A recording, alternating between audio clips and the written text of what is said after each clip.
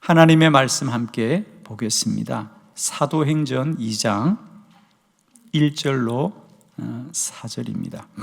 오순절 날이 이미 이름에 그들이 다 같이 한 곳에 모였더니 호련히 하늘로부터 급하고 강한 바람 같은 소리가 있어 그들이 앉은 온 집에 가득하며 마치 불의 혀처럼 갈라지는 것들이 그들에게 보여 각 사람 위에 하나씩 임하여 있더니 그들이 다 성령의 충만함을 받고 성령이 말하게 하심을 따라 다른 언어들로 말하기를 시작하니라. 아멘. 예.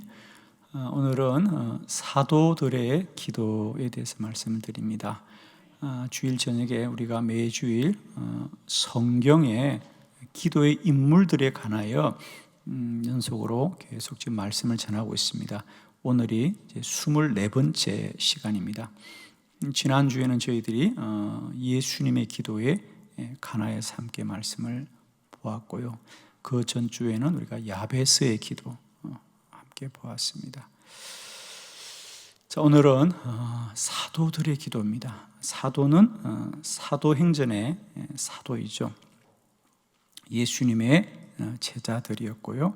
초대교회의 지도자들이었습니다. 그래서 우리가 사도행전이라는 책의 이름 자체가 사도들의 행한 일을 기록한 책이다, 이런 뜻이죠. 사도행전. 원래는 이 누가복음, 누가를 기록한 누가가 이 사도행전도 똑같이 기록한 책이고요. 원래는 누가복음과 사도행전이 한 권의 책입니다. 물론 우리가 성경은 처음부터요, 오늘 우리가 이렇게 구분을 하듯이죠, 뭐 몇 장, 몇 절, 이런 장과 절의 구분이 원래는 없는 책입니다. 다만 우리가 이제 이것을 경전으로 사용하니까 공동체가 함께 성경을 봉독할 이유도 있고 낭독하여도 하기 때문에 이제 장과 절을 나눈 것이고요. 그리고 또한 예를 들면 누가는 그냥 복음에 관한 이야기를, 예수님의 이야기와 초대교회 이야기를 연속적으로 쭉 기록했습니다. 그런데 우리가 성경을 편집하면서 또 예수님의 복음은, 복음에 관한 것은 복음서에 포함되게 하고 초대교회에 관한 이야기는 사도들에 관한 행전이기 때문에 사도행전이라고 해서 이렇게 나누어서 구분을 했습니다. 그래서 우리가 우선 사도행전이라는 것은 초대교회의 모든 일의 중심이 사도들로부터 이루어졌다는 뜻입니다. 그렇죠? 그래서 사도행전입니다. 저는 오늘 그 사도행전의 주인공들인 사도들, 즉 초대교회의 지도자들인 사도들은 초대교회를 어떻게 섬겼던가, 왜 중요하죠? 예, 초대교회는 오늘날 우리가 생각하는 교회가 아니죠. 오늘날 우리는 교회 그러면 가장 먼저 건물을 생각합니다. 어느 교회나 다 건물이 있죠, 그죠? 다 이제 건물이 있습니다. 그러나 초대교회는 오늘날처럼 이렇게 건물을 가질 수 있는 환경이 안 되었죠. 물론 뭐 건물이 있는 교회도 있었습니다만 대부분의 교회들은 로마의 핍박을 피하여서 가정에서 교회로 모이거나 혹은 지하의 카타콤, 지하 도시를 건설해서 이렇게 신앙생활을 했습니다. 즉, 한 200년 동안을 어떤 로마의 환란과 고난 가운데 있었다는 거죠. 그러다가 우리가 잘 아시는 대로 313년에 로마가 교회를 이제 인정해 줍니다. 그죠? 이제 공인화. 물론 훗날은 다시 그것이 국교화로 바뀝니다만은, 자, 그런 모든 초대교회의 그런 고난과 환란은 무엇으로 이겼느냐? 기도로 이겼다는 거죠. 그래서 우리가 사도들의 기도가 중요한 건 바로 거기 있습니다. 자, 오늘은 그런 초점을 중심으로 물론 사도들에 대한 기도에 대한 말씀은 우리가 하고 싶은 일이 많습니다. 그러나 오늘은 우선 그들은 어떤 방법으로 기도했는가, 사도들이 그들이 어떤 기도를 했는가, 그런 것들을 보면서 우리가 이 성경에 기도하는 사람들을 통한 이 설교의 유익한 점은 그래요, 여러분. 우리가 기도의 어떤 원리나 이런 것을 공부하기보다는 우리가 많은 기도의 인물들을 통해서 다양한 기도의 방편들을 우리가 배울 수 있다는 것이 참 유익합니다, 그죠? 그래서 시대마다 때마다 그들은 어떻게 기도했는가, 그게 참 우리에게 도움이 많이 되고, 두 번째로는 그런 이야기들은 다 실천적인 거라는 거죠, 그죠? 막연한 어떤 이론이나 논리가 아니라 실천적인 것입니다.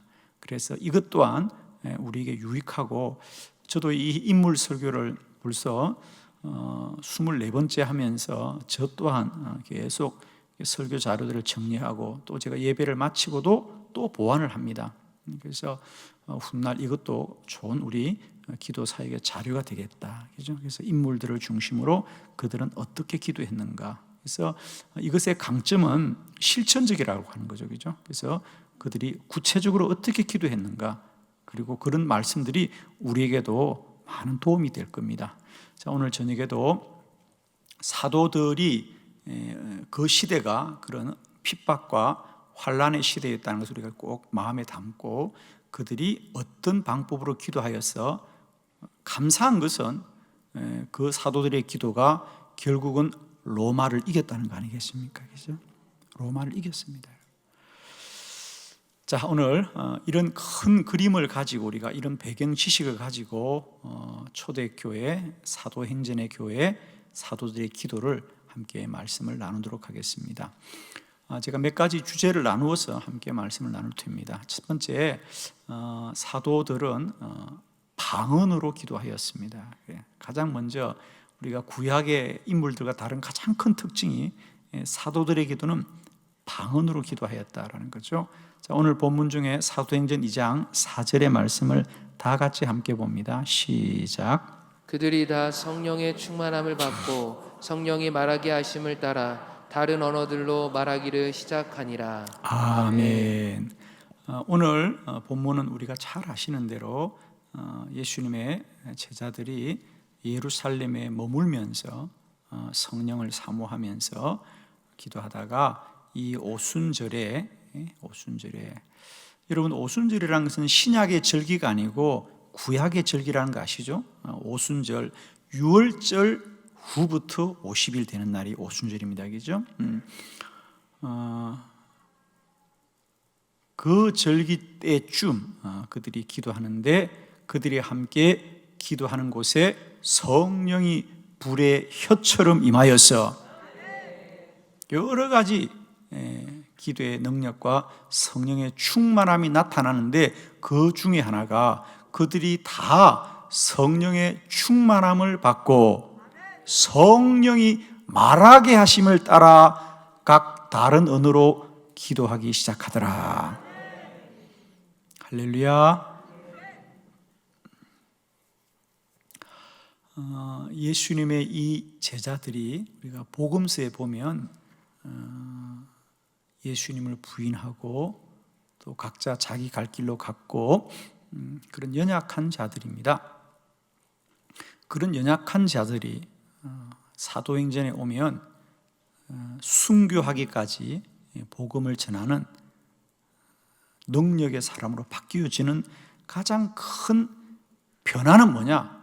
사람은 똑같은데 그들 안에 성령이 임하였더라. 사람은 똑같은 사람이에요. 근데 그들 안에 성령이 임한 거예요. 물론 예수님의 부탁이었죠. 사도행전 1장에 보면 예수님께서 부활하시고 40일 동안 이 땅에 머무시다가 이제 하늘로 올라가실 때 마지막 부탁입니다. 너희들은 내가 하늘로 올라가더라도 너희는 이 예루살렘을 떠나지 말아라. 몇 날이 되지 않아 너에게 성령이 임하리라. 오직 성령이 너에게 임하면 너희가 권능을 받고 예루살렘과 온 유대와 사마리아와 땅 끝에 이르러 나의 증인이 되리라. 성령 받아야 한다. 하나님의 사람들은 성령 받아야 합니다. 성령 받아야 합니다. 그리고 주님이 약속하신 대로 그 성령이 이제 사도들에게 임한 말씀이 오늘 본문인데, 성령이 임하여 나타난 그들의 영적인 현상 중에 하나가 방언으로 기도하더라. 방언으로 기도하더라. 아마 방언에 관해서는 여러분들도 많은 관심이 있을 것이에요. 많은 오해도 있고요. 방언 기도에 관해서는 정말 많은 오해가 있습니다. 무지함도 참 많고요. 무지함도 많고. 오늘은 조금만 제가 시간을 내어서 우리가 방언 기도가 우리의 믿음의 삶에 얼마나 유익한지 잠깐 좀 말씀을 드리겠습니다. 방언으로 기도하는 그 사도들은 그때부터 그들의 더욱더 영적인 사람으로 변화되어져 갑니다. 그렇죠? 자기들이 기도한 게 아니고요, 성령이 말하게 하심을 따라서 그들이 다른 언어로 각각 기도하기 시작하는 건데요. 자, 방언 기도 여러분 사모하시기를 바랍니다. 그리고 방언으로 기도하신 분들은 그 방언이 소멸되지 않도록 더 방언으로 충만하게 기도하시기를 축원합니다, 여러분. 정말입니다. 저는 여러분이 신앙생활을 하면서 방언에 대한 사모함이 꼭 있길 바라요, 여러분. 그리고 꼭 방언으로 기도하시기를 축복합니다. 왜냐하면 방언 기도가 우리에게 어떤 유익함이 있는지 우선 성경을 한 절 같이 보겠습니다. 고린도전서 14장 14절의 말씀입니다. 우리 함께 다 같이 합독합니다. 시작. 내가 만일 방언으로 기도하면 나의 영이 기도하거니와 나의 마음은 열매를 맺지 못하리라. 아멘. 방언으로 기도하는 것은 영이 기도하는 것입니다. 그러므로 마음은 열매를 맺지 못한다. 자, 여러분 이제 조금은 우리가 성경적 언어를 좀 구분하면서 말씀을 보면 좋겠죠. 방언으로 기도하는 건 영이 기도하는 것이다. 영이 기도하는 것이므로 마음은 열매를 맺지 못한다. 즉 마음으로는 알 수 없는 거라는 거죠. 사람은 육체가 있죠, 그죠? 육이 있고 혼이 있습니다. 정신이 있습니다. 대부분의 사람들은 이 정신에 머무르는데 믿음의 사람들은 영으로 충만한 사람이죠. 그래서 우리가 이 혼과 영의 경계를 잘 알아야 되고요, 이 혼과 영의 역할과 작용을 잘 아셔야 되는데, 방언 기도는 쉽게 말하면 방언 기도는 사람이 그 생각으로는 알 수 없는 것이고 그 마음으로도 알 수 없는 것이에요. 그냥 제가 단적으로 말씀드립니다. 방언 기도를 하면 여러분이 무슨 기도하는지 알아요, 몰라요? 몰라요, 여러분. 그래서 많은 분들이 그런 얘기를 합니다. 아니, 방언으로 왜 기도하느냐? 알아들을 수도 없는 말로 왜 기도하는지 이해가 못하겠다 그럽니다. 그러면 제가 묻습니다. 아니, 당신이 이해하면 들어줄 거야? 그럼 우리가 기도하는 걸 옆에 그 사람이 알면 기도 들어줄 거예요, 여러분? 방언은 하나님이 들으시고 하나님이 역사하는 거죠, 그죠? 근데 우리는 자꾸 사람들이 이런 생각을 해요. 왜 방언으로 기도하냐? 왜 알아들을 수 있는 말로 기도하느냐? 이렇게 말하는데 역할이 다르다는 거죠. 역할이 다릅니다. 자, 정리하겠습니다.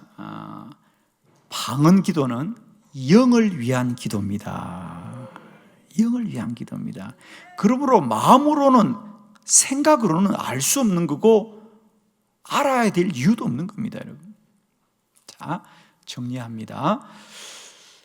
우리가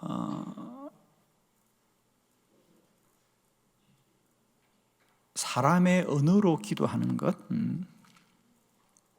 그런 기도들은 대부분 우리들의 원함이죠. 우리의 필요들, 뭐 예를 들면 우리가 몸이 아프면 낫게 해달라고 기도하고, 또 자녀들이 어려우면 자녀들의 문제를 해결해 달라고 기도하는 것은 우리의 마음과 생각으로부터 시작된 기도입니다, 그렇죠? 우리의 구함을 이루는 기도입니다, 여러분. 그러나 방언 기도는 이런 사람이 구하고 사람이 소원한 바를 이루는 기도가 아니고 그 안에 영의 소원을 이루어가는 기도다. 나의 영이 나에게 구하고 필요한 것들을 이루는 기도, 즉 영을 만족해 하는 기도가 방언 기도입니다, 여러분. 그러므로 방언으로 기도하면 영이 충만해지는 겁니다. 아멘. 그래서 방언은 영을 위한 기도라는 거죠. 우리가 내 영의 소원을 알 수 있습니까? 모릅니다, 여러분. 그죠?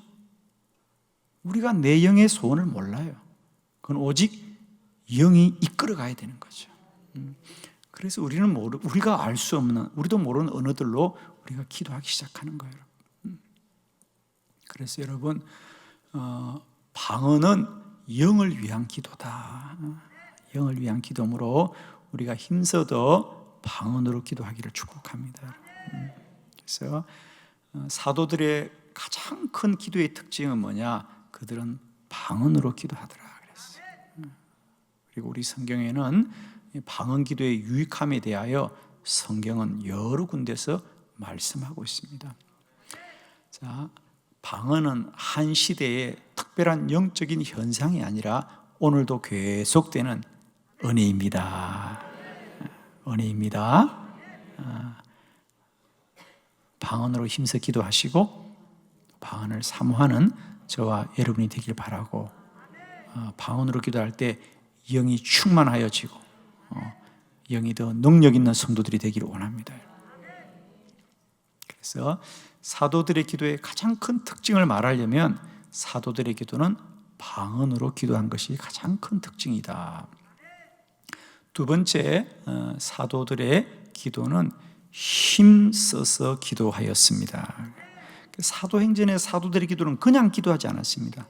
그들이 어떤 뜻과 의지를 갖고 힘써서 기도했다는 거죠. 자, 사도행전 2장 42절 볼까요? 다 같이 시작. 그들이 사도의 가르침을 받아 서로 교제하고 떡을 떼며 오로지 기도하기를 힘쓰니라. 아멘.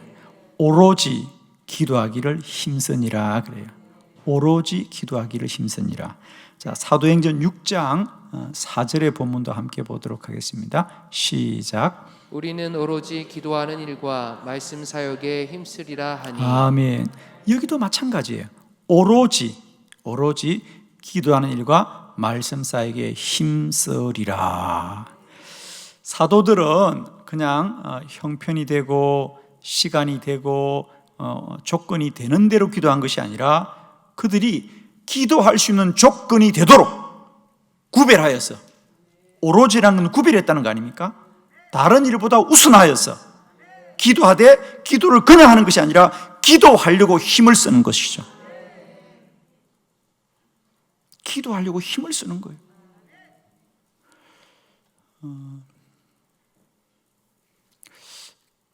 기도하고 싶지만 기도를 못하는 분들은 늘 시간이 없다 그래요. 그죠? 바쁩니다. 그죠? 일상이 바쁘니까 기도할 시간을 내기가 힘들다. 그리고 새벽에 기도하고 싶어도 피곤해서 못 일어난다는 겁니다. 그런 분들은 뭘 모르는 거예요. 여러분, 새벽 기도하는 분들은 잠이 없는 분들이냐, 잠이 있는데 참고 일어나는 분들이거든요. 근데 그분들은 그런 생각하는 것 같아요. 새벽 기도하는 분들은 잠이 없어서 나오는가 보다 생각하는데 아니에요, 여러분. 차이는 이거예요. 기도하기를 힘쓰기 때문에 기도하는 거지요. 기도하기를 힘쓰는 거예요. 기도하기를 힘쓰는 거예요. 다른 건 뭐 제가 차치하고, 예를 들면 제가 매일 저녁 기도에 설교를 하고 이 저녁에 저도 기도하려고 늘 시간을 구별합니다. 많은 분들이 저에게 그렇게 물어요. 목사님, 그래요, 목사님들이 새벽 기도 인도하는 것은 뭐 누구나 하는 일인데 어떻게 목사님 매일 저녁에, 그것도 늦은 밤도 아니고 매일 7시 반부터 어떻게 이렇게 한 번도 안 빠지고 기도할 수 있습니까? 그래요. 어떻게 하냐고. 힘쓰니까 되는 거지요. 그냥 된다고 생각하는 거다, 사람들이. 그분들이 그래요. 목사님 정도 되면 정말 바쁘실 것 같은데. 정말 바빠요, 그죠? 그렇게 큰 교회에서 일도 많고 사람도 많을 텐데 참 이상하다 그래요. 그래서 저분들이, 사람들이 저보고 새벽 기도 놀라는 사람보다는 매일 저녁 기도에 놀라는 분이 많아요. 목사님은 갈 데도 없는가? 어때? 가지도 않고 일도 안 생기고, 그것도 하루 이틀도 아니고. 제가 이제 7년째 그렇게 하고 있는데요. 왜 가능하느냐? 힘쓰니까 가능한 거예요, 여러분. 힘쓰니까 가능해요. 시간이 되고 형편이 돼서가 아니라 힘쓰는 거예요, 여러분. 기도는 힘써야 된다는 거죠. 그것도 그냥 힘쓰는 것이 아니라 오로지 힘써야 하는 것이다. 여러분, 기도는 그냥 되는 게 아닙니다. 기도하려고 힘을 써야 되는 거예요. 여러분이 날마다 다른 일에 힘쓰기보다 기도하는 일에 더 힘쓰는 저와 여러분이 되기를 축원합니다. 그러면 왜 초대교회는, 특히 사도들은 왜 그렇게 기도를 그냥 형편껏 할 수 있는 대로 하지 않고 오히려 오로지 기도하는 환경을 만들고, 그러니까 여러분 아시잖아요. 사도행전 6장 4절에도 그들이 우리는 오로지 기도하는 이가 말씀사기에 힘쓰리라는 얘기가 무슨 얘기입니까? 사도들이 그전에는 교회 안에 구제하는 일들과 여러 가지를 관여했단 말이죠. 그러나 이제는 우리가 그걸 7 집사를 세워서 그들에게 구제하는 일을 맡기고 우리는 오로지 기도와 말씀에 힘쓰리라, 그 얘기예요. 그 얘기라는 거죠, 그죠? 그러니까 우리는 하던 걸 다 하고 기도하는 건 불가능해요, 여러분. 여러분이 지금부터라도 기도를 더 많이 하기를 원한다면 기도를 하겠다고 결심하지 말고요, 하던 일을 내려놓아야 되는 거예요. 거기서부터 시작해야 돼요. 어차피 시간은 다 24시간 하루가. 시간은 어차피 정해져 있는 거예요, 여러분. 근데 많은 분들은 내가 더 열심히 기도해야지 그러면서도 기존에 하던 것들을 그대로 붙들고 있어요. 그러면 삶은 바뀌어지지 않습니다. 내가 하루에 1시간 더 기도하기를 원한다면 기존에 다른 1시간을 내려놓아야 가능한 거죠. 기존의 것들을 다 하고 어떻게 기도하냐고요, 여러분.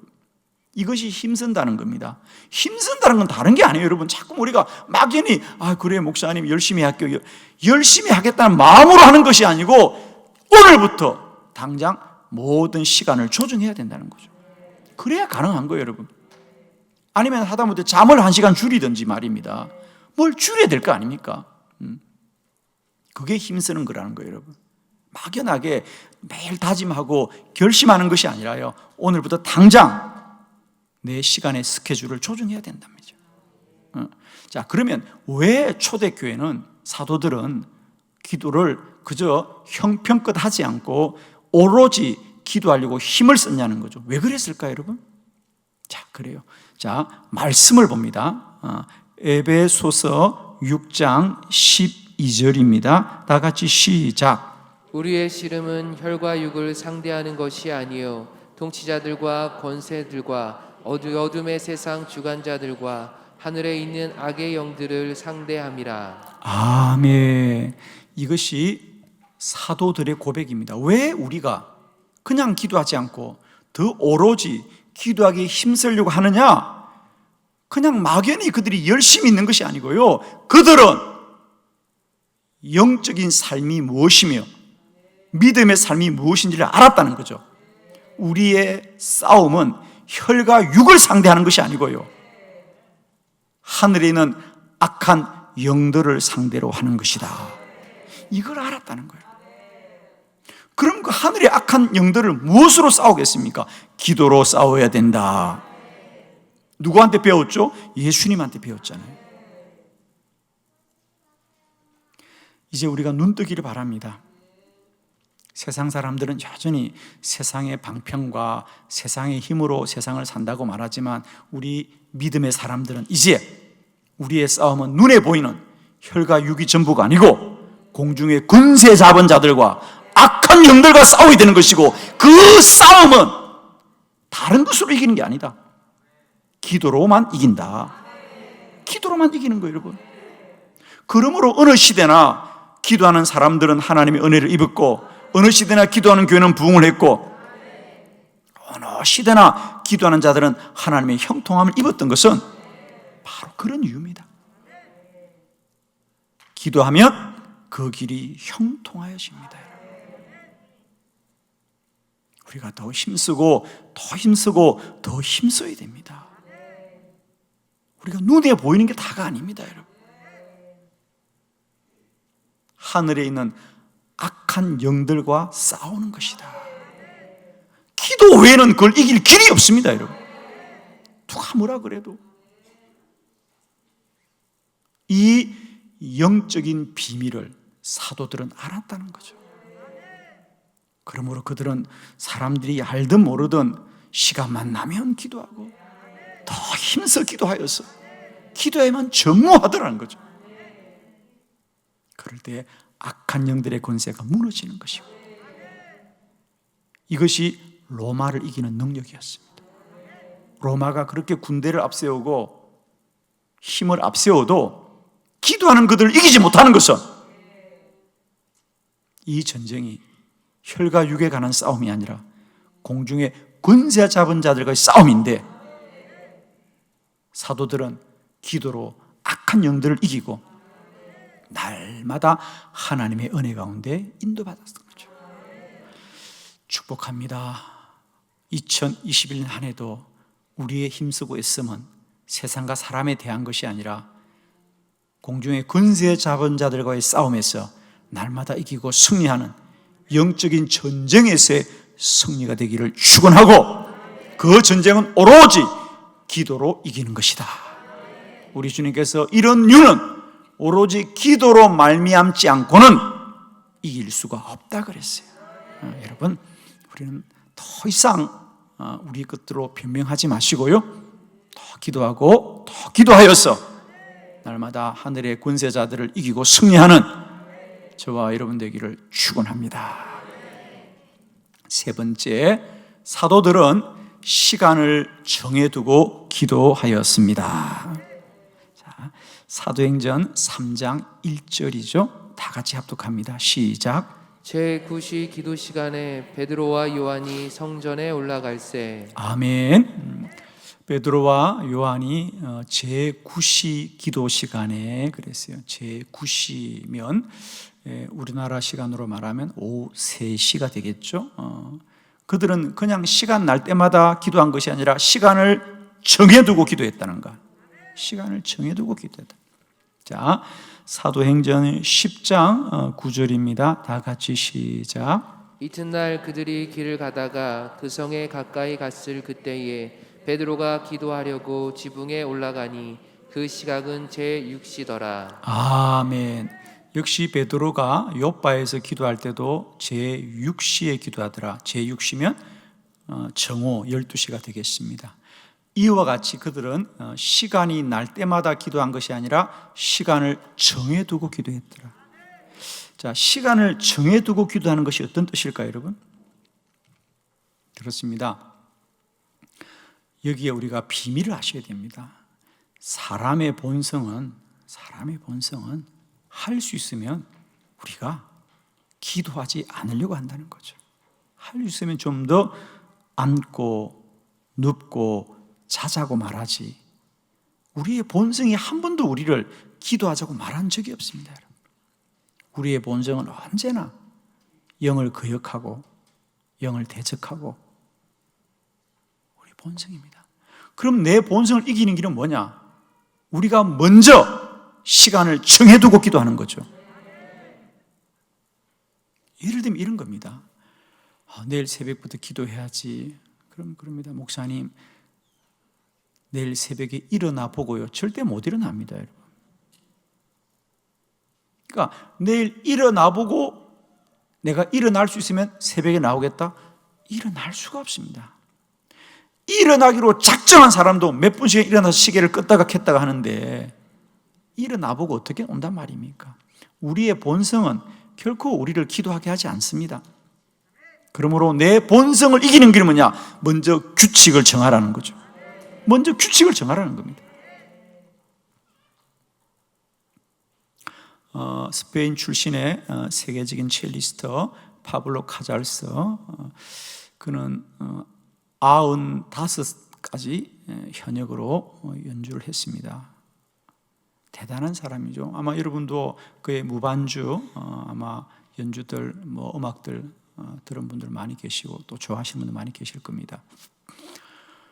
그렇게 첼로의 신이라고 말하는 그런 사람도, 그는 어릴 때 첼로를 시작할 때부터 95 그가 생애를 마감할 때까지 하루도 그러지 않고 매일 6시간씩 첼로를 연습했다 그러잖아요. 한 번은 BBC 기자가 그를 취재하면서 그렇게 물었대요. 선생님, 참 이해가 가지 않습니다.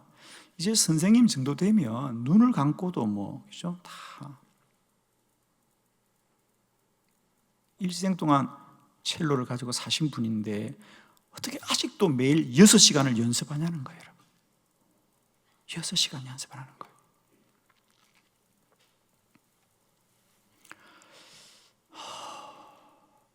여러분,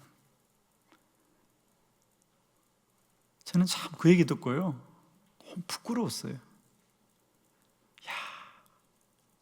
악기 하나만을 저렇게 연주하려고 해도 하루에 6시간씩을 연습하는데, 야, 우리는 이거 기도한다고 하면서도 말만 괜히 폼 잡는 거지, 이게. 아유, 부끄러운 거예요, 여러분, 그죠? 악기 하나를 사랑해도 일생 동안 하루도 빠지지 않고 고박 6시간씩 거기에 시간을 투자하는 거예요.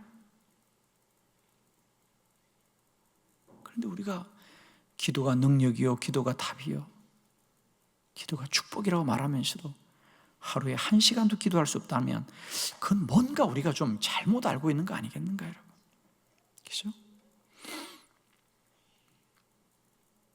여러분, 세상에 어떤 일도요, 그 분야에 성공한 사람들, 대가들, 고수들은 그것에만 집중하는 사람들이에요, 여러분. 그리고 누가 뭐라 그래도 그곳에 시간을 들인 사람들이에요, 여러분. 시간을 들이지 않고 성공한 사람은 아무도 없어요, 여러분. 시간을 쏟아야 돼요. 무엇이든지 그렇습니다, 여러분. 무슨 일을 하든지 그 일에 시간을 쏟아야 결과가 있지, 말로만 하는 거 아닙니다, 여러분. 기도도 마찬가지입니다. 시간을 들여야 됩니다. 모든 게 시간을 들여야 돼요. 기도도 마찬가지예요. 그 사람의 기도의 시간이 그 사람의 믿음을 만든다. 그래서 초대교회 사도들은 시간 날 때만 기도한 것이 아니라 시간을 정해놓고 기도했다는 거죠. 저는 여러분에게 이런 목표가 있기를 정말 축복하고 도전합니다. 새해에는 하루에 30분을 기도하든지 1시간 하든지 2시간 하든지 3시간 하든지 4시간 하든지 5시간 하든지. 점점 아멘을 못하는 얘기죠. 아멘하면 그렇게 할까 봤어요. 저는 축복하기는 2021년의 새해인 것은 우리에게 기도의 분량이 늘어나는 새로움이 있기를 축복하고 더 성장함이 있기를 축복해요. 파블로 카잘스가 그렇게 대답합니다. 기자에게 웃으면서, 신기하지? 내가 지금도 하루에 6시간씩, 그때가 그의 나이 90입니다. 91대. 기자가 그렇게 물었어요. 선생님, 어떻게 일생을 그렇게 연주하시고도 지금도 매일 6시간을 한다는 걸 생각해 보세요, 여러분. 그게 쉬운 일입니까? 앉아있기도 쉽지 않은 나이에 6시간을 연습을 하는 겁니다. 그러자 파블로 카잘스가 그렇게 말합니다. 놀라운 건 지금도 연습을 하면 내 실력이 자라고 있어. 야, 지금도 연습을 하면 내 실력이 자라고 있어. 그러니 내가 어떻게 연습을 안 하냐는 거예요. 여러분은 여러분의 기도의 분량이 늘어나는 만큼 영적으로 자란다는 걸 아십니까? 아멘이십니까? 1시간 기도하나 2시간 기도하나 그 차이를 모른다면 아직도 우리는 안타까운 거예요, 여러분. 아직도 기도를 왜 많이 해야 돼? 정말 어리석은 질문입니다, 여러분. 기도하는 만큼, 기도의 시간이 늘어나는 만큼 기도의 능력이 깊어질 줄로 믿습니다. 사도들의 기도가 우리에게 주는 큰 교훈은 뭐냐? 그들은 시간 되는 대로 기도한 것이 아니라 시간을 정해놓고 기도했다는 거죠. 시간을 정해놓고 기도했다. 자, 네 번째, 그들은 기도의 표적이 많이 나타났습니다. 사도행전 16장 16절로 18절을 교독합니다. 16절 우리가 기도하는 곳에 가다가 점치는 귀신 들린 여종 하나를 만나니 점으로 그 주인에게 큰 이익을 주는 자라. 그가 바울과 우리를 따라와 소리질러 이르되 이 사람들은 지극히 높은 하나님의 종으로서 구원의 길을 너희에게 전하는 자라 하며 이같이 여러 날을 하는지라 바울이 심히 괴로워하여 돌이켜 그 귀신에게 이르되 예수 그리스도의 이름으로 내가 내게 명하노니 그에게서 나오라 하니 귀신이 즉시 나오니라. 바울이 빌립보에 사역할 때에, 그죠?